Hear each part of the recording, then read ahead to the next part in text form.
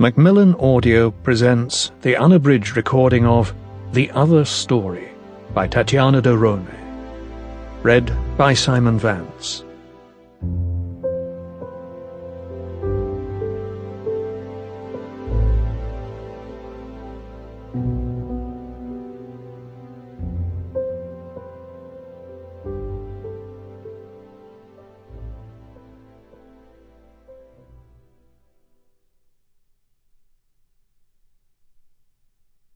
This book is for Eloise and Gilles.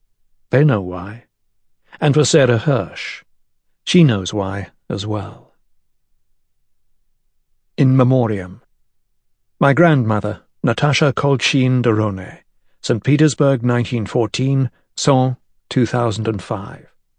My uncle, Arnaud de Rosnay, Paris, 1946, Formosa Strait, 1984. Forget the books you want to write. Think only of the book you are writing. Henry Miller. You don't write because you want to say something. You write because you have something to say. F. Scott Fitzgerald. Friday, July 15th, 2011. All is vanity. Nothing is fair. William Thackeray. When Nicholas arrived at the Gallo Nero, he felt as if this was not a hotel, but someone's home. A long ochre house with a dark red roof and green shutters. Lamborghinis, Ferraris, Porsches, and Jaguars were parked farther off. Up a couple of steps, then the door opened. A svelte woman in a black suit uttered his name as if it were the most enchanting sound in the world. Malvina and he were shown through a lobby, which looked nothing like a hotel lobby, more like the entrance to a friend's welcoming abode.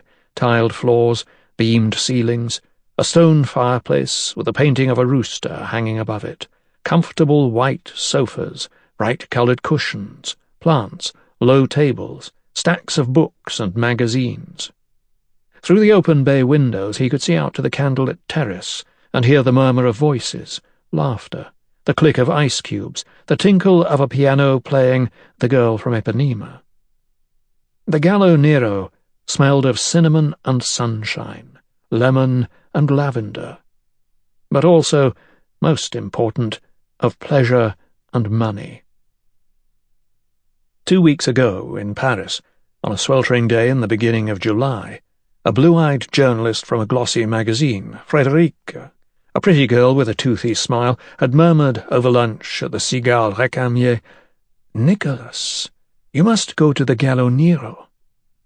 She mentioned it as being the ideal place for a luxurious getaway. Easy to remember. The Black Rooster. He looked it up. Exclusive.